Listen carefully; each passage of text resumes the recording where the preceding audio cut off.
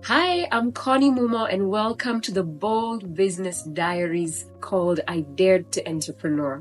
This space is where we talk about the real, the raw, and the ugly, and the sometimes ridiculous stories behind the business life, especially for early stage founders, creatives, and remote workers building something out of nothing.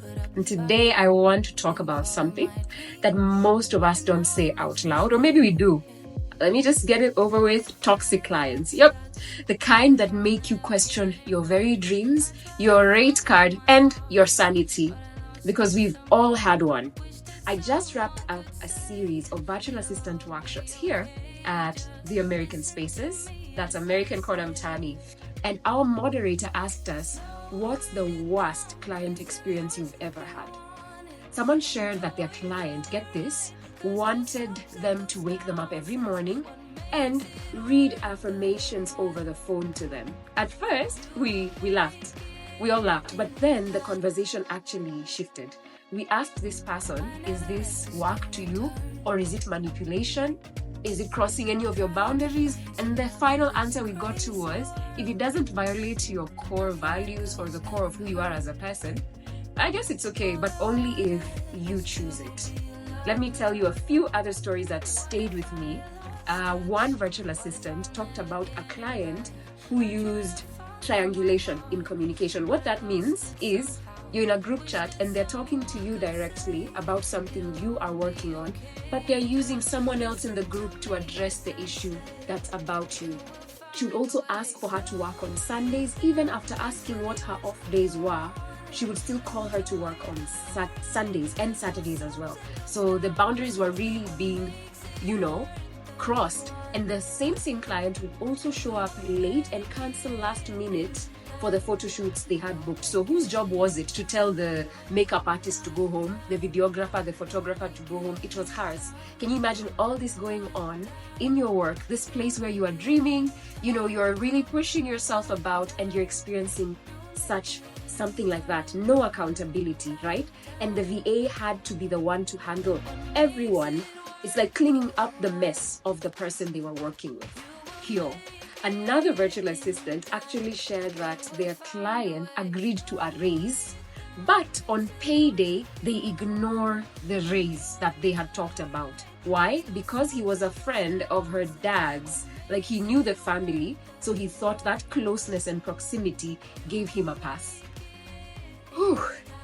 These are not just bad clients. They are people who undervalue that labor and they disrespect the human doing the actual work.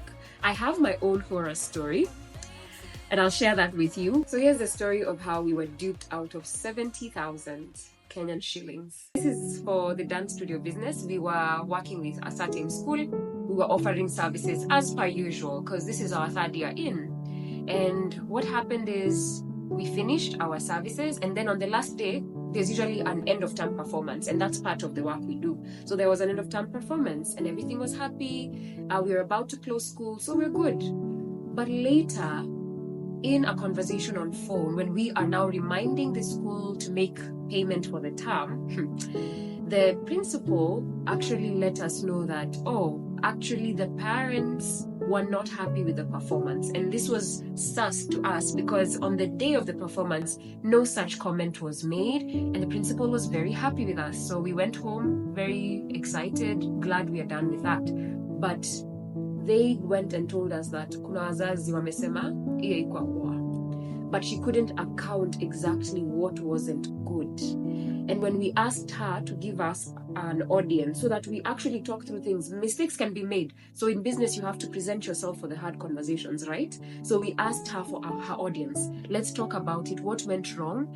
Is it that the kids were scared? Were they having stage fright? What was it exactly? She did not give us even a minute of her time. Instead, she ghosted us. She did not answer her phone, and then she blocked our administrator and one of our teachers. And then, to make it even worse, they closed school and they left school. So we are left with a bill that is unpaid. We have teachers to pay, and they've closed school. So that happened, and in trying to fix it, we really tried to communicate to her. And finally, I think after 2 to 3 weeks, she started talking back. And that was on text. So what we did is we decided this cannot be how this client work continues. We made it a breach of contract. We still said that we require the payment and that we will not be working with them in the next year. They responded with a very long, manipulative, emotionally manipulative, guys, kind of guilt-tripping email saying that it's the parents. The parents were not happy with the show, so I have to clean after you and stuff like that. And that was the excuse, guys. We lost that much amount of money, and for 3 months, we were not paid for that. These experiences, and I know you'll agree with me, they don't just hurt our pockets, they literally shape our confidence. Like, you start questioning yourself and why you started. You also may start to hate the work that you once loved. Am I right? And let me tell you also something. Entrepreneurship is already hard, and you know this. Entrepreneurship is already hard. So can we really afford to let these bad clients rob us of our joy as well? Let me know in the comments your worst horror story and also what you did about it. What did you even learn? For me, here's what I've learned from this and many other situations just like this ones. And I started to protect myself and my business and my team. Number one, and I know we sing this all the time, contract first. Always. No contract, no work, period. It sets expectations and protects both sides. And you need something to go back to. Number two, I've learned is payment structures. It matters, your payment structures. And I am now working on upfront payments and a 50-50 model, not pay after service. It's always something first and then something later. And another thing I've learned, let me know if this is also something you've learned, never treat a client like a friend. Let me repeat that for some of you who are sleeping as I say it. Don't treat clients as friends. That blurred line can breed entitlement and familiarity. Like, yeah, be warm, be human, but stay professional. Put up systems and communication lines that don't breed familiarity. Oh, that's a big one. I'm so curious, who of you, your horror story is because you started to blur that line of friendship and professionalism between you and your clients? Another thing I've learned when dealing with bad clients is leverage. If, let's say, we're offering services like performances, yeah, we're creatives and we're offering performances, or maybe it's a product delivery or a service of some kind, we hold back that final delivery until final payment. And lastly, something I've learned with all these messy clients is communicating boundaries. I personally right now am making it very clear the hours I work, when I respond to messages, for example, and let's say what's inside and what's outside of the work scope. What have you learned when you're dealing with toxic clients that has made you change things up in your entrepreneurial journey? I can say this, that you and I don't attract dream clients by hoping. We attract them literally by setting the standard. Am I right? And the truth is, dream clients, they do exist. It's not all gloom and doomsday here in entrepreneurship. There are clients who pay on time.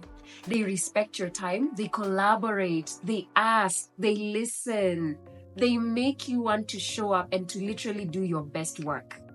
So, if you're a service provider, freelancer, virtual assistant, or you're a startup founder like me, who's ever cried, vented, or actually questioned your value and your worth because of a toxic client, I want you to know you're not alone, number one. We've been there and we have been duped. I've been duped.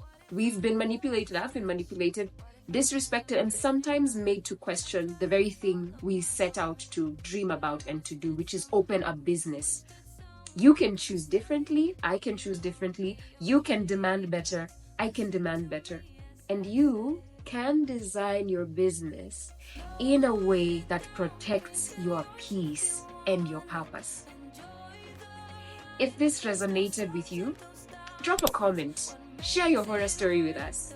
Let's unpack and unlearn together. And of course, hit that like and subscribe button and stay tuned for more bold stories from the business trenches. See you in the next one.